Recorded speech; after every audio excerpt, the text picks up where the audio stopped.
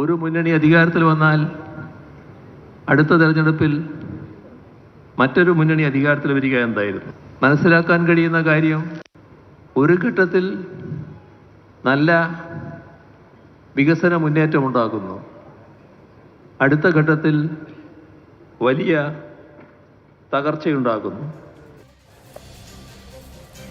കേരള പിറവി ദിനമായി ഇന്നലെ സംസ്ഥാനത്തെ അതിദാരിദ്ര്യമുക്ത സംസ്ഥാനമായി പ്രൗഢഗംഭീരമായ ഒരു ചടങ്ങിൽ മുഖ്യമന്ത്രി പ്രഖ്യാപിച്ചു. അതിനു മുമ്പ് നിയമസഭയിൽ അത്തരത്തിലുള്ളൊരു പ്രഖ്യാപനമുണ്ടായി. പ്രതിപക്ഷം നിയമസഭ ബഹിഷ്കരിച്ചിറങ്ങി. അതിനുശേഷം ശുദ്ധ തട്ടിപ്പാണ് ഇത് എന്ന് പ്രതിപക്ഷ നേതാവ് പറഞ്ഞതിനെ മുഖ്യമന്ത്രി പ്രഖ്യാപന വേദിയിൽ വെച്ച് തന്നെ വിമർശിച്ചു. ഞാൻ ഇത്രയുമേ ഈ വേദിയിൽ പറയുന്നുള്ളൂ എന്ന് പറഞ്ഞു പോവുകയും ചെയ്തു.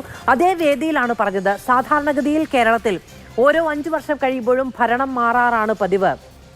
ഒരു 5 വർഷം, അതായത് ഒരു സർക്കാർ ഭരിക്കുമ്പോൾ നല്ല രീതിയിൽ വികസനം ഉണ്ടാകുന്നു, പിന്നീട് അടുത്ത സർക്കാർ വരുമ്പോൾ അത് താഴേക്ക് പോകുന്നു എന്നാണ് ഉണ്ടായത്. പക്ഷെ തുടർ ഭരണം വന്നപ്പോൾ ആ നിലയിലുള്ള മാറ്റമല്ല ഉണ്ടായത് എന്ന് സർക്കാർ അവകാശവാദം മുന്നോട്ട് വെച്ചുകൊണ്ടാണ് ഇപ്പോൾ ഈ അതിദാരിദ്ര്യ മുക്ത സംസ്ഥാനം എന്ന പ്രഖ്യാപനം നടത്തുന്നത്. ഇപ്പോഴും ഇതൊരു രാഷ്ട്രീയ കുതന്ത്രമാണ്, തിരഞ്ഞെടുപ്പ് മുന്നിൽ കണ്ടുകൊണ്ടുള്ള കുതന്ത്രമാണ് എന്ന വിമർശനമടക്കം ഇപ്പോഴും ഉണ്ടാകുന്നു. ഇന്ന് CPM-ന്റെ സംസ്ഥാന സെക്രട്ടറി MV ഗോവിന്ദൻ മാസ്റ്റർ മാധ്യമങ്ങളെ കണ്ടപ്പോൾ പ്രതിപക്ഷ നേതാവിന് എന്തും പറയാം എന്നാണ് പറഞ്ഞത്. രാഷ്ട്രീയ വിമർശനങ്ങളെ ആ നിലയ്ക്ക് CPM കാണുന്നുള്ളൂ എന്ന തുറന്ന പ്രഖ്യാപനമാണത്. മന്ത്രി MB രാജേഷ് ഇന്ന് ഫേസ്ബുക്കിൽ വിശദമായ കുറിപ്പിട്ടിട്ടുണ്ട്. അദ്ദേഹം നേരത്തെ പറഞ്ഞ വിമർശനങ്ങൾ തന്നെ ആവർത്തിക്കുകയാണ്. എന്തുകൊണ്ടാണ് ഈ പ്രോസസ് 2021 മുതൽ ഇങ്ങോട്ട് നടക്കുമ്പോൾ ഒരു ഘട്ടത്തിലും പ്രതിപക്ഷമോ ഇതിനെ ഇപ്പോൾ വിമർശിക്കുന്ന ആളുകളോ അതിലെവിടെയും പങ്കുചേരാതിരിക്കുകയും ചോദ്യങ്ങൾ ഉന്നയിക്കുകയും ചെയ്യാതിരിക്കുന്നത് എന്നുള്ളതാണ് ഇന്നും മന്ത്രി MB രാജേഷ് ചോദിക്കുന്ന ഒരു ചോദ്യം എന്ന് പറയുന്നത്. അതിദാരിദ്ര്യമുക്തമാണ് സംസ്ഥാനം എന്ന് പറയുമ്പോൾ അതിദരിദ്രർക്ക് വേണ്ടിയുള്ള കേന്ദ്ര സഹായം അടക്കം റദ്ദ് ചെയ്യപ്പെടുമോ എന്ന ആശങ്ക പ്രതിപക്ഷവും BJPയും മുന്നോട്ട് വെക്കുമ്പോൾ അങ്ങനെ ഉണ്ടാകില്ല എന്ന് ഭക്ഷ്യമന്ത്രി JR അനിൽ അടക്കം ഇന്ന് വ്യക്തമാക്കുകയും ചെയ്യുന്നു. നാട് ആരുടെ നേട്ടം? സൂപ്പർ പ്രൈം ടൈമിലേക്ക് എല്ലാ പ്രേക്ഷകർക്കും സ്വാഗതം. നമ്മളോടൊപ്പം അതിഥികൾ ശ്രീ D സുരേഷ് കുമാർ CPM-ൽ നിന്ന്, ശ്രീ KP നൗഷാദ് അലി കോൺഗ്രസിൽ നിന്ന്, ശ്രീ ഷാജി രാഘവൻ BJPയിൽ നിന്ന്, ശ്രീ BA പ്രകാശ് സാമ്പത്തിക വിദഗ്ധൻ എന്നിവർ നമ്മളോടൊപ്പം തത്സമയം ചർച്ചയിൽ ചേർന്നു. ശ്രീ BA പ്രകാശ്, ഒരു സംസ്ഥാനം, നമ്മുടെ സംസ്ഥാനം അതിദാരിദ്ര്യമുക്തമാണ് എന്ന് പ്രഖ്യാപിക്കപ്പെടുന്നത് അഭിമാനാർഹമായ കാര്യമാണ്. പക്ഷേ നമ്മൾ ഔദ്യോഗികമായി അത് പ്രഖ്യാപിക്കുമ്പോൾ അത് കണക്കുകളുടെ അടിസ്ഥാനത്തിലായിരിക്കണം, യാഥാർത്ഥ്യങ്ങളുടെ അടിസ്ഥാനത്തിലായിരിക്കണം, ഒരു വിമർശനവും ആർക്കും ചൂണ്ടിക്കാണിക്കാൻ കഴിയാത്ത തരത്തിലായിരിക്കണം. ഇപ്പോൾ ചൈനയ്ക്ക് ശേഷം കേരളമാണ് അത് അച്ചീവ് ചെയ്തത് എന്ന് ഇടതുപക്ഷം പറയുമ്പോൾ ചൈന സ്വീകരിച്ച മാനദണ്ഡങ്ങൾ വേറെയാണ്, നമ്മൾ ഇന്ത്യയിൽ തന്നെ സ്വീകരിക്കുന്ന അതിദാരിദ്ര്യരെ നിർണ്ണയിക്കാനുള്ള മാനദണ്ഡങ്ങൾ വേറെയാണ്. കേരളത്തിനൊരു പ്രത്യേക മാനദണ്ഡമുണ്ട്. അങ്ങനെ ആ മാനദണ്ഡം അനുസരിച്ചാണ് ഈ അതിദരിദ്രരെ തിരഞ്ഞെടുത്തത് എന്നാണ് സർക്കാർ വിശദീകരിക്കുന്നത്. അത് പര്യാപ്തമാണോ? ഈ പ്രത്യേകിച്ച് ദാരിദ്ര്യം പോലുള്ള വളരെ കോംപ്ലക്സ് ആയിട്ടുള്ള സാമൂഹ്യ പ്രശ്നം, അതിനെ പല പല ഡെഫിനേഷൻ വെച്ച് പറയാൻ നോക്കും. നേരത്തെയൊക്കെ പറഞ്ഞുകൊണ്ടിരുന്ന ഒരു ഡെഫിനേഷൻ എന്ന് പറഞ്ഞാൽ പെർ ക്യാപിറ്റ കൺസംഷൻ എക്സ്പെൻഡിച്ചറിൻ്റെ ബേസിലാണ് രാജ്യത്ത് എത്രത്തോളം ആളുകൾ പോവർട്ടി ലൈനിൻ്റെ താഴെ ഉണ്ടെന്നുള്ള പല പല ഡെഫിനേഷൻ ഉപയോഗിക്കാം. നമ്മൾ ഉപയോഗിക്കുന്ന ഡെഫിനേഷൻ അനുസരിച്ച് ഈ ദാരിദ്ര്യത്തിൻ്റെ തോത് കൂടുകയോ കുറയുകയോ ചെയ്യും. ഇവിടെ ഇപ്പോൾ നമ്മുടെ നാട്ടിൽ അല്ലെങ്കിൽ ഇന്ത്യയിൽ ഇപ്പോൾ നിലനിൽക്കുന്ന ഈ ഡെഫിനേഷൻ എന്താണെന്ന് നോക്കാം. നാഷണൽ ഫുഡ് സെക്യൂരിറ്റി ആക്ട് 1997 ശേഷം ഈ നമ്മുടെ നാട്ടിൽ എല്ലാ കുടുംബങ്ങളെയും ഇങ്ങനെ പല കാറ്റഗറി ആയിട്ട് തിരിച്ചിട്ടുണ്ട്. അതിൽ ഒരു കാറ്റഗറി, ഏറ്റവും പ്രധാനപ്പെട്ട ഒരു category, Antyodaya Anna Yojana, yellow card. This category is designed for the poorest of the poor, aiming to provide food security for the most vulnerable sections എന്നാണ് ഇതിൽ പറയുന്നത്. ഇവരെയാണ് ഈ ആക്ട് അനുസരിച്ച് ഏറ്റവും പൂറസ്റ്റ് ഓഫ് ദി പൂർ എന്ന് ഡിഫൈൻ ചെയ്തിരിക്കുന്നത്.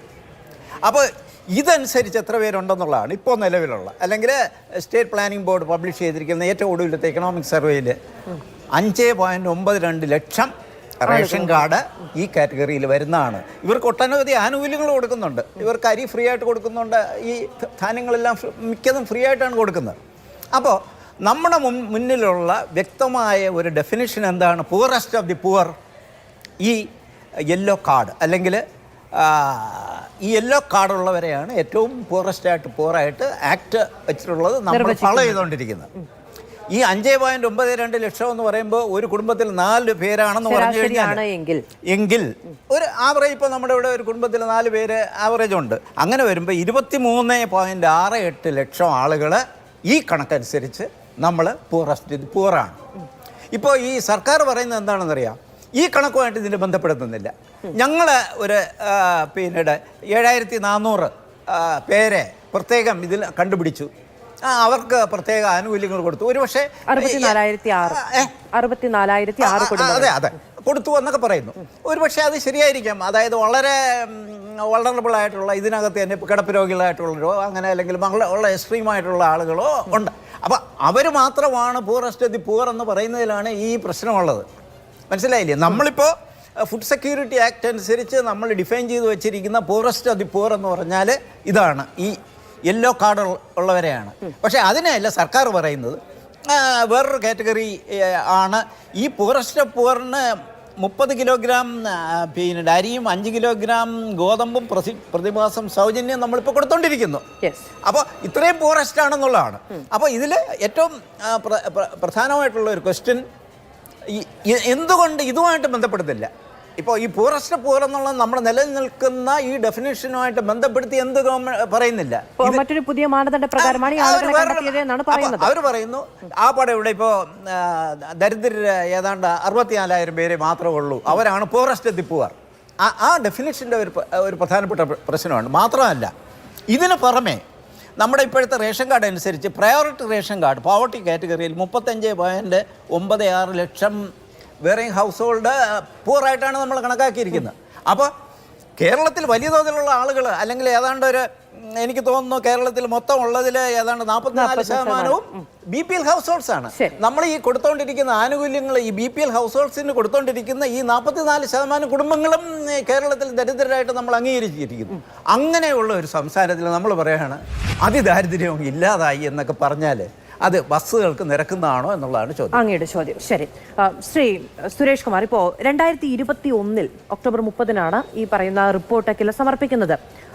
ആ കണക്കനുസരിച്ചാണ് 64,006 എന്നുള്ള കണക്കിലേക്ക് എത്തുന്നത്. 2021 CPM-ന്റെ പ്രകടന പത്രിക, തിരഞ്ഞെടുപ്പ് നേരിടുന്ന സമയത്ത് CPM-ന്റെ പ്രകടന പത്രികയിൽ പറയുന്ന കണക്കനുസരിച്ച് 4.5 ലക്ഷം പേരുണ്ട് എന്നുള്ളതാണ് പരമദരിദ്രരായ ആളുകളെ കുറിച്ച് പറയുന്നത്. അപ്പോൾ ഈ തിരഞ്ഞെടുപ്പ് നേരിടുന്നതിന് തൊട്ട് മുൻപ് ഇത്രയധികം ആളുകൾ എന്നു കണക്ക് കൂട്ടിയ ഇടത്ത് നിന്ന് അപ്പോൾ ഒരു മാനദണ്ഡം സ്വാഭാവികമായും അതിൽ സ്വീകരിക്കപ്പെട്ടിട്ടുണ്ടായിരിക്കണം, അല്ലേ? ആ മാനദണ്ഡ പ്രകാരമായിരിക്കുമല്ലോ ഇത്രയധികം ആളുകളുണ്ട് എന്ന് അന്ന് തിരഞ്ഞെടുപ്പിനെ നേരിടുന്ന സമയത്ത് പങ്കുവെച്ചത്. ആ തിരഞ്ഞെടുപ്പ് ജയിച്ച് ആദ്യ ക്യാബിനറ്റിൽ എങ്ങനെയാണ് അത് 64,006 ചുരുങ്ങിയത്? നോക്കൂ മാധു, അത് ഒരു തെറ്റിദ്ധരിപ്പിക്കുന്ന വാദഗതിയാണ്. തെരഞ്ഞെടുപ്പിനെ അഭിമുഖീകരിച്ച് ആദ്യ ക്യാബിനറ്റിൽ ഈ എണ്ണം കുറഞ്ഞു എന്ന് ബഹുമാനപ്പെട്ട ആങ്കർ തന്നെ ഇവിടെ പറയുന്നത് തെറ്റായൊരു വാദഗതിയാണ്. ഞങ്ങൾ പ്രകടന പത്രികയിൽ മുന്നോട്ട് വെച്ച ഏറ്റവും പ്രധാനപ്പെട്ട ഒരു പ്രഖ്യാപനമാണ് ഞങ്ങൾ അധികാരത്തിൽ വന്നാൽ നടപ്പിലാക്കും എന്ന് പറഞ്ഞത്. അതിദരിദ്ര വിമുക്ത സംസ്ഥാനമാക്കി കേരളത്തെ മാറ്റും. 2021 കേരളത്തിൽ 2ാം പിണറായി സർക്കാർ അധികാരത്തിൽ വന്നു. ആദ്യ ക്യാബിനറ്റ് യോഗം ചേർന്നു. ആദ്യ ക്യാബിനറ്റ് യോഗത്തിലെ ആദ്യ തീരുമാനം ഈ പ്രഖ്യാപനത്തിന് വേണ്ടിയിട്ടുള്ള ഫലപ്രദമായ ഇടപെടൽ ഞങ്ങൾ നടത്തും എന്നുള്ളതാണ്. ആ ഫലപ്രദമായ ഇടപെടൽ നടത്തിയത് ഒരു പ്രോസസ്സിലൂടെയാണ്. Kerala institute of local administration KILA ഇതിനു വേണ്ടിയിട്ടുള്ള പരമപ്രധാനമായിട്ടുള്ള ഒരു വലിയ കാൽവെപ്പ് നടത്തുകയാണ്. ആ കാൽവെപ്പ് എന്ന് പറയുന്നത് 4 ലക്ഷത്തിലധികം വരുന്ന വോളണ്ടിയർമാരെയാണ് ഇതിനുവേണ്ടി പരിശീലിപ്പിക്കുകയും ഘട്ടം ഘട്ടമായി പരിശീലനം നൽകുകയും അവരുടെ ഇടപെടലിലൂടെ ഒരു വലിയ സർവേ നടക്കുകയും ചെയ്യുകയാണ്. നമ്മളിപ്പോൾ സാറടക്കം ഇവിടെ ഇപ്പോൾ സാമ്പത്തിക വിദഗ്ധനായി പങ്കെടുക്കുന്ന പ്രകാശ് സാറടക്കമുള്ള ആളുകൾ ചില കാര്യങ്ങൾ സൂചിപ്പിച്ചു.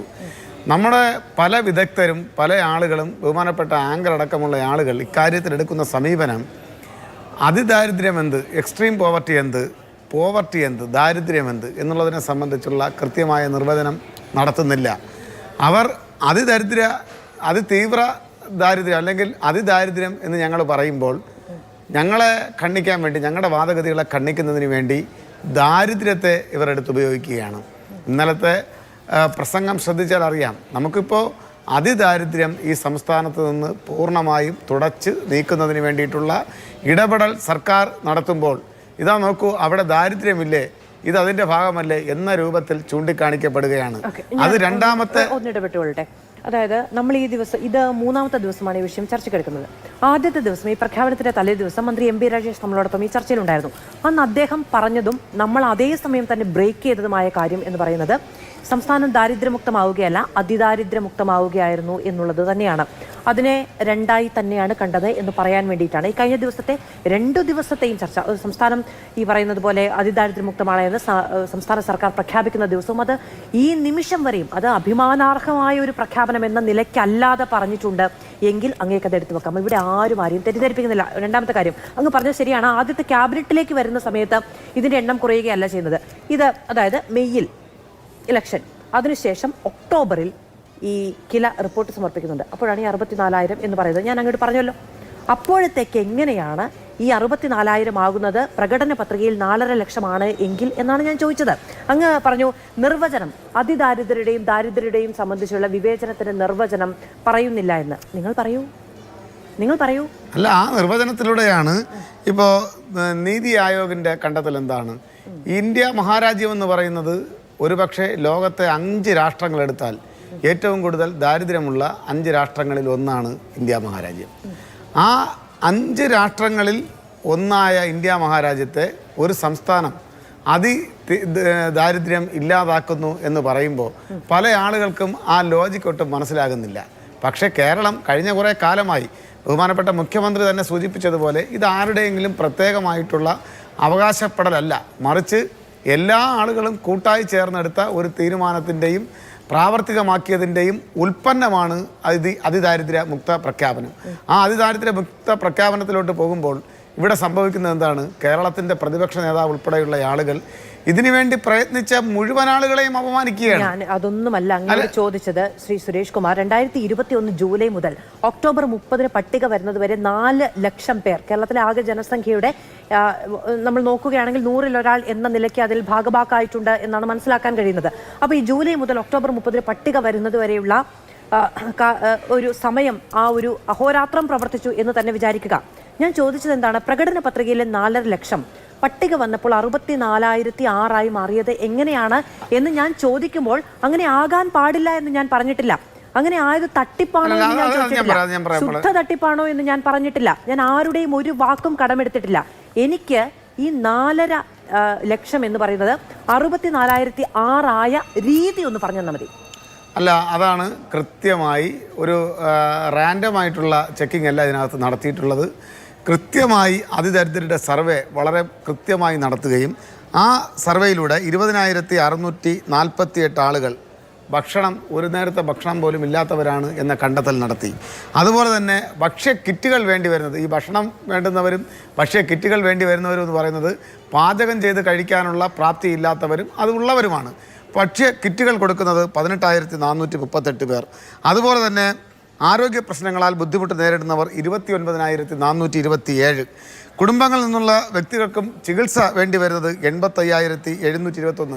ഇതിനെല്ലാം ചുരുക്കി പറഞ്ഞാൽ ഞാനിത് ഓരോ നമ്പറായിട്ട് ഡിജിറ്റായിട്ട് ഞാൻ പറയാൻ ആഗ്രഹിക്കുന്നില്ല. കാരണം മറ്റ് അതിഥികൾ കൂടെ ഉണ്ട്, അവരുടെ സമയം അപഹരിക്കപ്പെടുന്നതായിരിക്കും. അതിതീവ്ര ക്ലേശ ഘടകങ്ങൾ അനുഭവിക്കുന്നവർ, ഉപക്ലേശ ഘടകങ്ങൾ അനുഭവിക്കുന്നവർ, ഇങ്ങനെ കൃത്യമായൊരു തരംതിരിപ്പ് നടത്തിയിട്ടാണ് അതിനകത്തുനിന്ന് ഈ എണ്ണത്തിലേക്ക് നമ്മൾ എത്തിച്ചേരുന്നത്. ഈ എണ്ണത്തെ സംബന്ധിച്ച് നമുക്ക് തർക്കിക്കാം. ഈ എണ്ണത്തെ സംബന്ധിച്ച് സ്വാഭാവികമായും എണ്ണത്തെ സംബന്ധിച്ചാണ് രാഷ്ട്രീയ വിമർശനം മുഴുവൻ ഉയരുന്നത്. അപ്പൊ ഇത്തരം പഠനങ്ങളൊന്നും നടക്കാതെയാണോ, അല്ലെങ്കിൽ ഇപ്പോൾ ഒരു സർക്കാർ ഭരിച്ചിറങ്ങി പോയതിനു ശേഷം നടത്തുന്ന പ്രകടന പത്രികയിൽ ഇത്തരം പഠനങ്ങളോ അല്ലെങ്കിൽ ഇത്തരം ആധികാരികമായ ഒരു സോഴ്സോ നോക്കുമ്പോൾ സാമ്പത്തിക ശാസ്ത്രം കൈകാര്യം ചെയ്യുമ്പോൾ ഏറ്റവും പ്രധാനമായി വെക്കുന്നത് എന്താണ്? സോഴ്സാണ്. ഏത് ഡാറ്റയും ഏത് കണക്കും നമ്മൾ വെക്കുമ്പോൾ നമുക്ക് കൃത്യമായ ആധികാരികമായ ഏജൻസികളുടെ കണക്ക് മുന്നോട്ട് വെക്കാൻ ഉണ്ടായിരിക്കണം എന്നതാണ് ഞാനും മനസ്സിലാക്കുന്നത്. അപ്പോൾ ഏത് കണക്കിന്റെ അടിസ്ഥാനത്തിലാണ് നിങ്ങളുടെ പ്രകടന പത്രികയിൽ ഈ പറയുന്ന 4 ലക്ഷം പേരുണ്ടായിരുന്നത്? ഞാനൊന്ന് ചോദിച്ചോട്ടെ? അല്ലല്ല, ഞാനത് പറഞ്ഞ് പൂർത്തിയാക്കിയില്ല. പ്രകടന പത്രികയിൽ ഈ കാര്യം പറഞ്ഞു എന്നുള്ളത് കൊണ്ട് അത് വളരെ കൃത്യമായി ഒരു സർവേ നടത്തി ഈ കൃത്യമായ കണ്ടെത്തൽ നടത്തുകയാണ്. ആ കണ്ടെത്തൽ നടത്തുമ്പോൾ ആ എടുത്ത എഫർട്ടിനെ ഒരു വരി കൊണ്ട് പോലും അഭിനന്ദിക്കാൻ കഴിയാതെ വരുന്നതിന്റെ പ്രശ്നമാണ് അഭിനന്ദിക്കാതിരുന്നത്. അല്ലല്ല, അങ്ങനെ അതുകൊണ്ടാണല്ലോ വിമർശനം വരുന്നത്. അന്ധമായ വിമർശനം വരുന്നത് അതുകൊണ്ടാണല്ലോ. അന്ധമായ വിമർശനം ഈ ചർച്ച തുടങ്ങിയിട്ട് ഇതുവരെ ഏതെങ്കിലും ഒരു സമയത്ത് നിങ്ങൾ ചെയ്തത് ശുദ്ധ ഭോഷ്കാണ് എന്ന തരത്തിലുള്ള സ്റ്റേറ്റ്മെന്റ് ഞാൻ നടത്തിയോ? ഇല്ല. അങ്ങനെയാണെങ്കിൽ ഇത് ശുദ്ധ ഭോഷ്കല്ല എന്ന അഭിപ്രായമുണ്ട് എങ്കിൽ എനിക്ക് അഭിപ്രായമുണ്ട്. തട്ടിപ്പ് കൊണ്ട് കൂടാരം പണിയുന്നവരാണ് ഭരണപക്ഷം. കുടുംബങ്ങളെ കരകയറ്റിയിട്ടുണ്ട് എങ്കിൽ ഞാൻ അതിനെ സന്തോഷത്തോടെ കാണുന്നു, അഭിമാനത്തോടെ കാണുന്നു. ഞാൻ അതിനു വേണ്ടിയുള്ള എല്ലാ തരത്തിലുള്ള പ്രകീർത്തനങ്ങളും നടത്താനും തയ്യാറാണ്. പക്ഷെ സംസ്ഥാനം അതിദരിദ്രമില്ലാത്ത സംസ്ഥാനമാണെന്ന ഔദ്യോഗിക പ്രഖ്യാപനം നടത്തുമ്പോൾ അതിൽ ചോദ്യങ്ങൾ ചോദിച്ചാൽ അത് കുറ്റകരമായി കാണരുത്. അല്ല, ചോദ്യമല്ല ഇവിടെ ചോദിക്കപ്പെട്ടത്. കേരളത്തിൻ്റെ ബഹുമാന്യനായ പ്രതിപക്ഷ നേതാവ് ഇന്നലെ ഇത് കഴിഞ്ഞ് നടത്തിയ ആദ്യ അദ്ദേഹത്തിൻ്റെ പ്രസ്താവന എന്ന് പറയുന്നത് തട്ടിപ്പ് കൊണ്ട് കൊട്ടാരം പണിയുന്നുവെന്നാണ്. അത് ശരിയാണ്, അത് നമ്മൾ ചോദിച്ചു. ഞാൻ ചോദിക്കട്ടെ, ഈ തട്ടിപ്പിന്റെ കൂട്ടത്തിൽ ഞാൻ ഒന്ന് പറഞ്ഞു, ഒരു വരി പറയാൻ അനുവദിക്കണം. 4.5 ലക്ഷത്തിൽ നിന്ന് 64,000 മാറി. അതാണ് കൃത്യമായ സർവേയിലൂടെ ഈ എണ്ണത്തിലേക്ക് നമ്മൾ എത്തിച്ചേരുമ്പോൾ ബഹുമാനപ്പെട്ട പ്രതിപക്ഷ നേതാവ് പറയുന്നത് തട്ടിപ്പ് കൊണ്ട് കൊട്ടാരം പണിയുന്നതാണ്. എറണാകുളം ജില്ലാ പഞ്ചായത്ത് അതിദരിദ്ര വിമുക്ത സംസ്ഥാനമായി ജില്ലയായി പ്രഖ്യാപിക്കുകയാണ്. ആരാണ് എറണാകുളം ജില്ലാ പഞ്ചായത്തിന് നേതൃത്വം നൽകുന്നത്? അദ്ദേഹത്തിന്റെ പാർട്ടിയുടെ തന്നെ സമുന്നതനായ നേതാവാണ് എറണാകുളം ജില്ലാ പഞ്ചായത്ത് പ്രസിഡന്റും ആ ഭരണസമിതി. പ്രതിപക്ഷ നേതാവ് രാഷ്ട്രീയ ലക്ഷ്യം മാത്രം വെച്ച് കണ്ട് സംസാരിക്കുന്ന ആളാണ് എന്ന് മന്ത്രി എം പി രാജേഷ്, മറ്റുള്ളവർ, മുഖ്യമന്ത്രി എല്ലാവരും അടക്കം വിമർശനം ഉന്നയിച്ചിട്ടുണ്ട്. അതൊക്കെ അവിടെ നിൽക്കുന്നു. ഞാൻ അങ്ങയോട് ചോദിച്ചത് എന്താണ്? 4.5 ലക്ഷത്തിൽ നിന്ന് 64,006 മാറിയത് ഇതിൽ ഏതു കണക്കാണ് തെറ്റ്, ഏതു കണക്കാണ് ശരി എന്നാണ്. ഒന്നുകിൽ നിങ്ങൾ പ്രകടന പത്രികയിൽ പറഞ്ഞത് തെറ്റാണ് എന്ന് പറയണം, അല്ലെങ്കിൽ നിങ്ങൾ 64,006 എന്ന് കണക്ക് കൂട്ടിയത് തെറ്റാണ് എന്ന് പറയണം.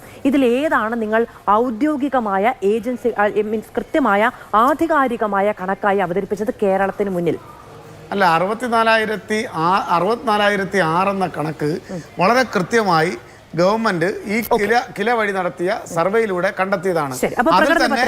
അതിൽ തന്നെ ക്ലേശ ഘടകങ്ങളും ഉപക്ലേശ ഘടകങ്ങളും അനുഭവിക്കുന്ന വിവിധ തട്ടുകളിലുള്ള ജനവിഭാഗത്തെ കണ്ടെത്തി അവരെ മുഴുവൻ പേരെയും സ്വയം പര്യാപ്തതയിലേക്ക്, അവരനുഭവിക്കുന്ന ക്ലേശ ഘടകങ്ങളിൽ നിന്നും സ്വയം പര്യാപ്തതയിലേക്ക് എത്തിച്ചു. ഞാൻ ചോദിക്കട്ടെ, അത് അഭിനന്ദിക്കപ്പെടേണ്ട കാര്യമല്ലേ? ഇവിടെ ഇരിക്കുന്ന മുഴുവൻ ആളുകളും അതിലെ ഇഴകീറിയുള്ള വിമർശനങ്ങൾ നടത്തുമ്പോൾ ഈ ചെയ്ത കാര്യങ്ങൾ, അതായത് ഈ പ്രഖ്യാപനത്തിന്റെ തലേ ദിവസവും പ്രഖ്യാപനം നടന്ന ഇന്നലെയും ഇതുമായി ബന്ധപ്പെട്ട് മാതൃഭൂമി ന്യൂസ് ഇതേ ഫ്ലോറിൽ ഞാൻ തന്നെ നയിച്ച ചർച്ചകളുണ്ട്. സംസ്ഥാനം ഒരാളെങ്കിൽ ഒരാളുടെ, ഇത് കൃത്യമായ വാക്കുകളടക്കം ഞാൻ റിപ്പീറ്റ് ചെയ്യാൻ തയ്യാറാണ്. 2021 നീതി ആയോഗിന്റെ പട്ടികയിൽ ദാരിദ്ര്യത്തിന്റെ പട്ടികയിൽ ഏറ്റവും താഴെ, അതായത് ഏറ്റവും ഉയർന്ന പോയിന്റ് നേടി 0.71 ആണ് നമ്മുടെ നാട്ടിലെ ദരിദ്രരുടെ പട്ടിക എന്ന് പറയുന്നത്. അവിടെ നിൽക്കുമ്പോഴാണ് നമുക്ക് പോരാ എന്ന് പറഞ്ഞുകൊണ്ട്, നമ്മൾ 1ാം സ്ഥാനത്തെത്തി നിൽക്കുമ്പോൾ പോരാ എന്ന് പറഞ്ഞുകൊണ്ട് നമ്മൾ ചുവട് വെക്കാൻ ഇറങ്ങിയത്. അത് അഭിനന്ദനാർഹമായ കാര്യമാണ്. അന്ന് പറഞ്ഞത് പോരെങ്കിൽ ഇന്നും പറയുന്നു. പക്ഷെ ഇതിൽ ഏതു കണക്ക് എന്ന് ചോദ്യമാണ് ചോദിച്ചത്. ഞാൻ അങ്ങനെയൊക്കെ വരാം.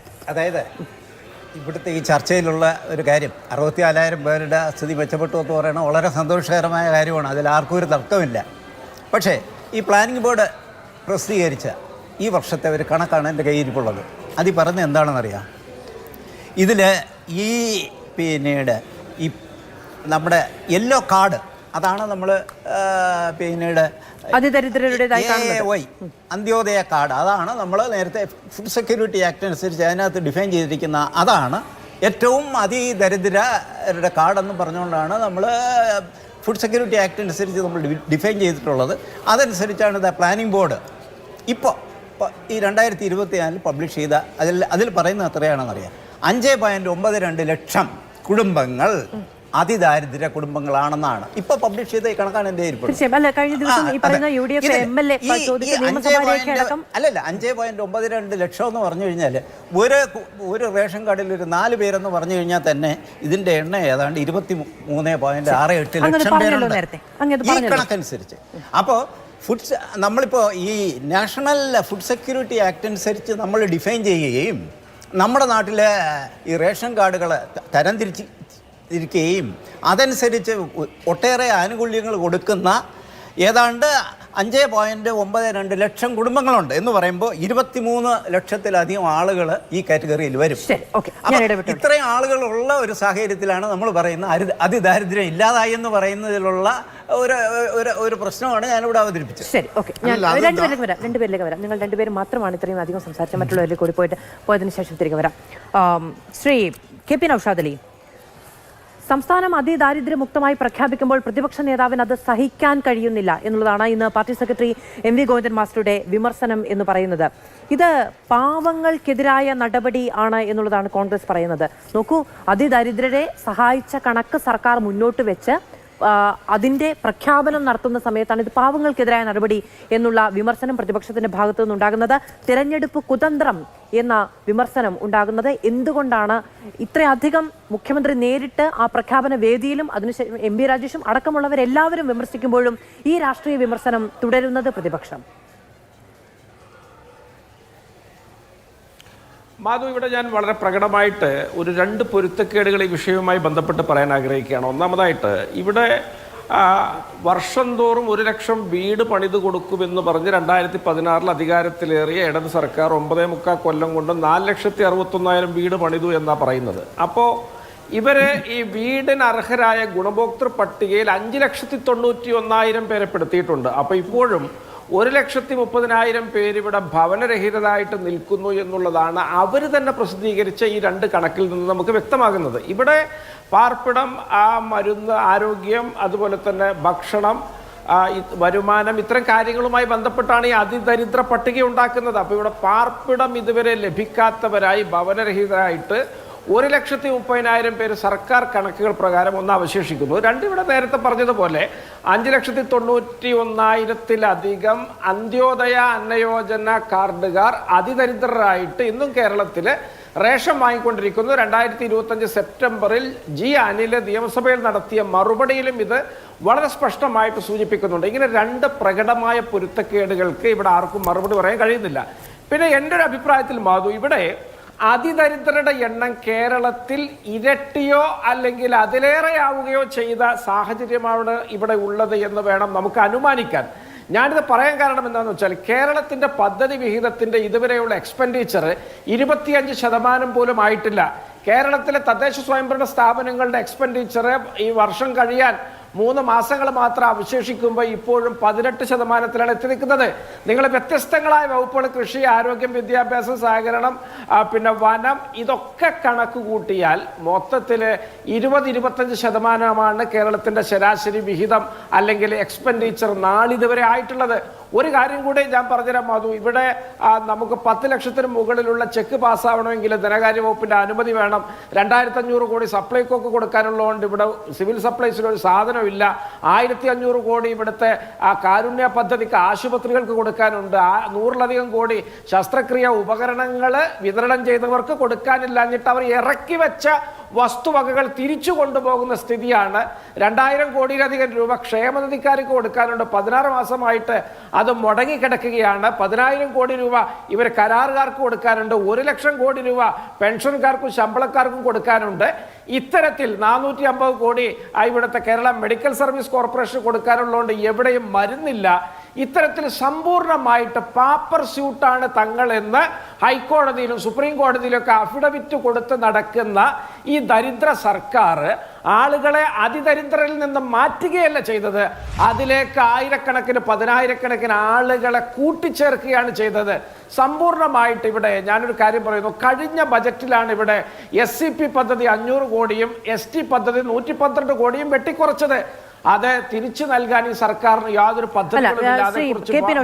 അങ്ങനെയല്ല. നമ്മൾ സാമ്പത്തിക മേഖലയുമായി ബന്ധപ്പെട്ട ഒരു കാര്യം പറയുമ്പോൾ ആധികാരികമായ ഒരു വിവരത്തിന്റെ അടിസ്ഥാനത്തിൽ വേണം എന്ന് ശ്രീ സുരേഷ് കുമാറിനോട് പറഞ്ഞ അതേ കാര്യം അങ്ങേക്കും ബാധകമായ കാര്യമാണ്. കേരളത്തിൽ അതിദരിദ്രരുടെ എണ്ണം കൂടിയിട്ടുണ്ട് എന്ന് കോൺഗ്രസ് അവകാശപ്പെടണമെങ്കിൽ അതിന് ആധികാരികമായ രേഖ മുന്നോട്ട് വെക്കേണ്ട ബാധ്യത കോൺഗ്രസിനുണ്ട്. അനുമാനിക്കാൻ കഴിയില്ല, അനുമാനം നടക്കില്ല. ആധികാരികമായ രേഖയുണ്ടെങ്കിൽ പറയാം. അല്ല, മതിയോ?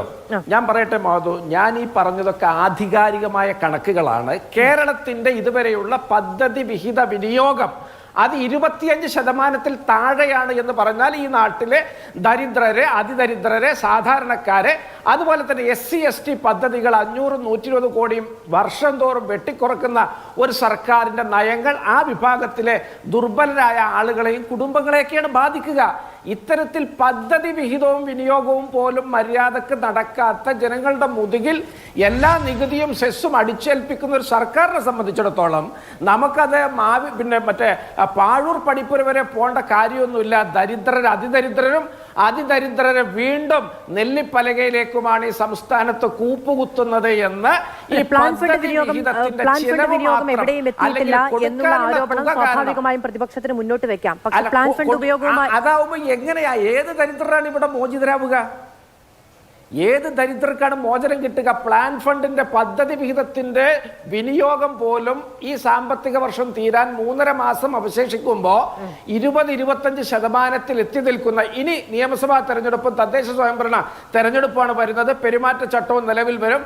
അതോടുകൂടി സമ്പൂർണ്ണമായിട്ട് ഈ സാമ്പത്തിക വർഷം ഈ സംസ്ഥാനം തമോഗർത്തത്തിലേക്കാണ് പോകുന്നത്. ഇവിടെ അതിദരിദ്രരുടെ എണ്ണം ശതഗുണീഭവിക്കുകയാണ് എന്ന് അടിവരയിട്ട് പറയാൻ വിരലുകൾ പോലും കെട്ടിയിട്ടിരിക്കുന്ന സാമ്പത്തിക അടിയന്തരാവസ്ഥ കേന്ദ്ര സർക്കാരിന്റെ സാമ്പത്തിക നയങ്ങളുടെ പേരിൽ അനുഭവിക്കേണ്ടി വന്നിട്ടുണ്ട് എന്ന് പറഞ്ഞത് സംസ്ഥാനത്തിന്റെ ധനമന്ത്രി തന്നെയാണ്. പ്ലാൻ ഫണ്ട് വിനിയോഗവുമായി ബന്ധപ്പെട്ട് വലിയ വിമർശനം പ്രതിപക്ഷം നിയമസഭയിൽ തന്നെ ഉന്നയിച്ചിട്ടുണ്ട്. പക്ഷെ ഞാൻ പറഞ്ഞ ഇത്തരം വിമർശനങ്ങൾ സ്വാഭാവികമായും ഉന്നയിക്കുക പ്രതിപക്ഷത്തിന്റെ ദൗത്യവുമാണ്, ധർമ്മവുമാണ്. പക്ഷേ ഇവിടെ അതിദരിദ്രരുടെ എണ്ണം കൂടിയിട്ടുണ്ട് എന്ന് പറഞ്ഞാൽ ഇത് ഈ 64,006 പേരല്ല പരിഗണിക്കപ്പെടേണ്ടത് എന്ന വിമർശനം സ്വാഭാവികമായും ഉന്നയിക്കാം. അതിന് ആധികാരികമായ രേഖയായി AY പദ്ധതി പ്രകാരമുള്ള ഗുണഭോക്താക്കളുടെ ലിസ്റ്റും മറ്റ് പല കാര്യങ്ങളും നേരത്തെ പറഞ്ഞതുപോലെ പ്രകടന പത്രികയിൽ അവർ തന്നെ അവകാശവാദം ഉന്നയിച്ച സംഖ്യയും ഒക്കെ നിലനിൽക്കുന്നുണ്ട്. അതിദരിദ്രരുടെ എണ്ണം ഇരട്ടിയായി എന്ന് പറയണമെങ്കിൽ അതിന് ആധികാരികമായ രേഖ മുന്നോട്ട് വെക്കണം എന്നേ ഞാൻ പറഞ്ഞുള്ളൂ. പാഴൂർ പഠിപ്പത് വരെ പോയി അനുമാനിക്കേണ്ട കാര്യമുണ്ടോ എന്ന് രാഷ്ട്രീയമായി ചോദിക്കാം, കണക്കിന്റെ അടിസ്ഥാനത്തിൽ ചോദിക്കാൻ കഴിയില്ല. ശ്രീ ഷാജി രാഘവൻ, ഞാൻ അങ്ങിലേക്ക് വരാം ഇടവേളയ്ക്ക് ശേഷം. തിരികെ സ്വാഗതം ചർച്ചയിലേക്ക്. ശ്രീ ഷാജി രാഘവൻ, ഇപ്പോൾ കേന്ദ്രത്തിന്റെ അരിവിഹിതം അടക്കമുള്ളവയെ ബാധിക്കും, അതിദരിദ്രർക്ക് നൽകുന്ന കേന്ദ്ര സഹായം അടക്കം റദ്ദു ചെയ്യപ്പെടും തുടങ്ങിയ കാര്യങ്ങളൊക്കെയാണ് കഴിഞ്ഞ ദിവസം BJPയുടെ പ്രതിനിധികളൊക്കെ ചർച്ചയിലൊക്കെ വന്ന് പറഞ്ഞ കാര്യം ഏറെക്കുറെ കർശനമായി തന്നെ. പക്ഷേ ഇന്ന് സംസ്ഥാനത്തിന്റെ ഭക്ഷ്യ സിവിൽ സപ്ലൈസ് വകുപ്പ് മന്ത്രി തന്നെ പറയുന്നു അങ്ങനെ അരിവിഹിതത്തെ ബാധിക്കില്ല എന്നുള്ളത്. അങ്ങനെ ആ നിലയ്ക്ക് ആണ് സർക്കാർ സ്വാഭാവികമായും കേന്ദ്ര സർക്കാരുമായി ആശയവിനിമയം നടത്തുകയും ഇക്കാര്യങ്ങൾ ബോധിപ്പിക്കുകയും ചെയ്തിട്ടുണ്ടെങ്കിൽ എന്തിനാണ് ഇത്തരം കാര്യങ്ങൾ പറഞ്ഞ് അതിദരിദ്രരായ മനുഷ്യരെ അല്ലെങ്കിൽ ദരിദ്രരായ മനുഷ്യരെ ഭയപ്പെടുത്തുന്നത്?